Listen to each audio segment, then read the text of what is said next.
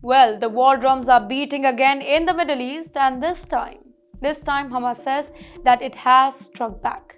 Tensions between Israel and Hamas are once again on the edge of explosion after the Al-Qassam Brigade, Hamas's armed wing, claimed that it had retrieved the bodies of 2 Israeli hostages in Gaza.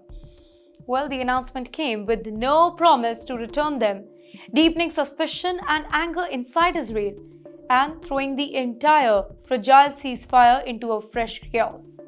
Let's break this down. What's really happening on the ground here?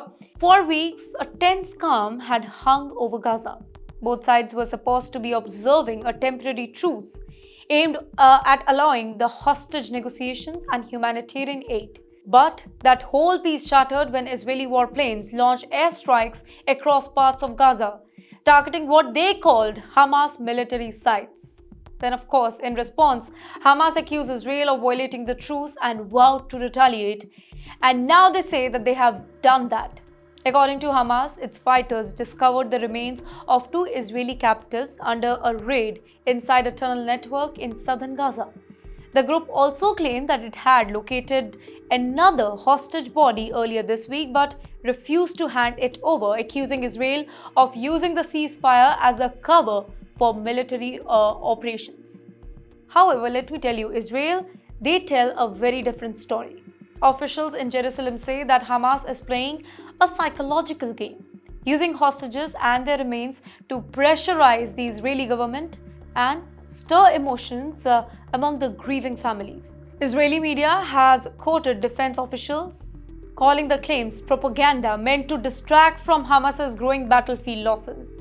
In the meantime, the Israeli Defense Forces, the famous IDF has confirmed that it carried out precision strikes in Gaza, saying the operations were aimed at neutralizing immediate threats.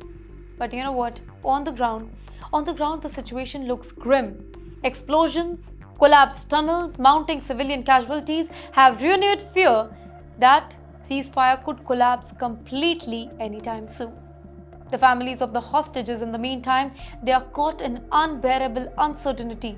Many have waited for months, clinging to the hope that their loved ones are still alive.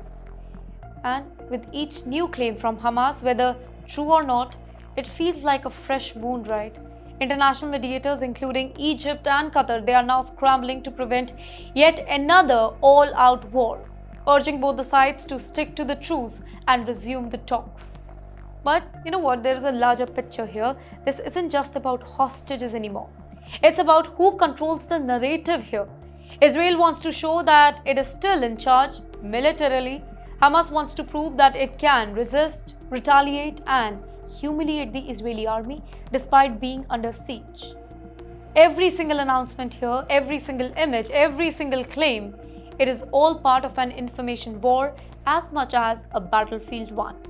And now the real fear is this: if these tensions spiral any further, Gaza could once again turn into a war zone overnight. The question that everybody is asking right now is this the end of a ceasefire or just the calm before the next storm?